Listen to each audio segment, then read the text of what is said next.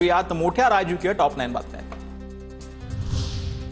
राज्यात 57 ठिकाणी नगरपरिषद नगरपंचायत निवडणुकांवर टांगती तलवार। 57 ठिकाणी आरक्षणाची मर्यादा 50% वर ओलांडली। सुप्रीम कोर्टात उद्या सुनावणी।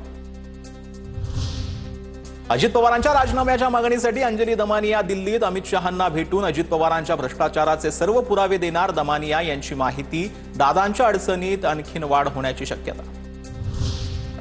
अमित शहांनी भेटीची वेळ दिली नाही तर अजित पवारांविरोधात हायकोर्टात जाणार अंजली दमानियांचा इशारा। सत्तेची मस्ती दाखवल्यास आरेला कार्य करणार कुणी येतं आणि दम देत आम्ही खपून घेणार नाही। जेजुरीमधील प्रचार सभेत बोलताना अजित पवारांचं वक्तव्य। पुण्यातील मुंडवा जमीन गैरव्यवहार प्रकरणी अजित पवारांनी राजीनामा द्यावा। अंजली दमानियांची मागणी योग्यच। लक्ष्मण हाकेंकडूनही अजित पवारांच्या राजीनाम्याची मागणी। एकनाथ शिंदेंचे मंत्री पैशाची बॅग घेऊन बसले होते। एवढा पैसा आला कुठून? चौकशी झाली पाहिजे। संसदेत निर्मला सीतारमण यांच्या निदर्शनास आणून देणार खासदार सुप्रिया सुळेंचं वक्तव्य।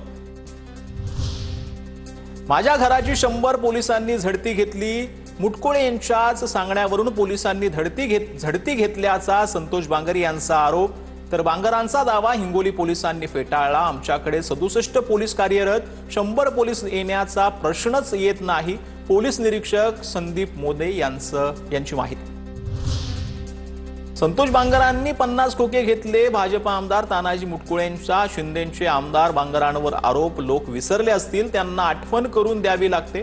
प्रचाराच्या रणधुमाळीमध्ये मुटकुळेंचं वक्तव्य।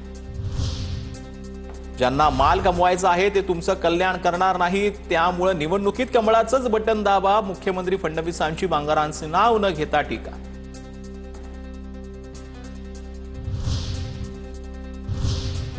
तर कोकणामध्ये महायुतीचं धुमशान पाहायला मिळते। निलेश राणे विरुद्ध नितेश राणे असा सामना जो आहे तो तिथं पाहायला मिळतोय। त्याच संदर्भातल्या टॉप 9 बातम्या पाहू। रवींद्र चव्हाणांचे लोक मतदारांना पैसे वाटतायत। मालवणमध्ये भाजप कार्यकर्त्याच्या घरी 25 लाख सापडल्यानंतर निलेश राणेंचा आरोप। कारवाईबाबत निवडणूक अधिकाऱ्यांना विचारा।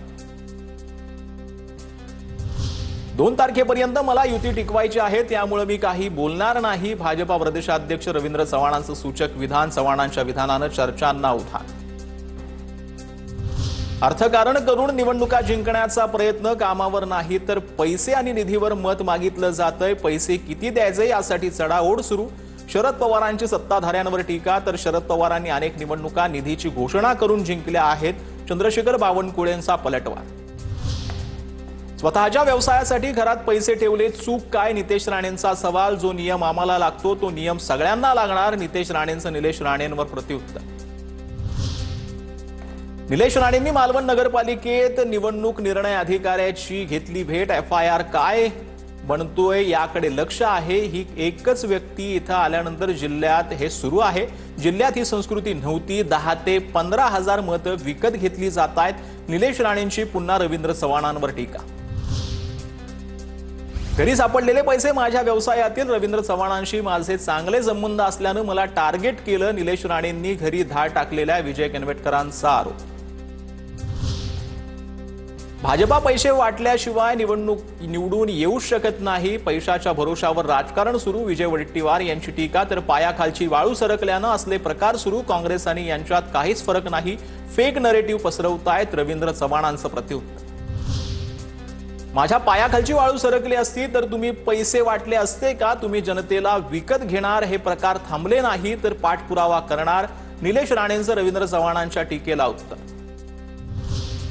मालवणमध्ये सापडलेल्या पैशाची चौकशी झाली पाहिजे। घरात शिरून व्हिडिओ शूटिंग करणं चुकीचं। भाजपा कार्यकर्त्याच्या घरी पैसे सापडल्याचा निलेश राणेंच्या आरोपांवरती चंद्रशेखर बावनकुळे यांचं उत्तर।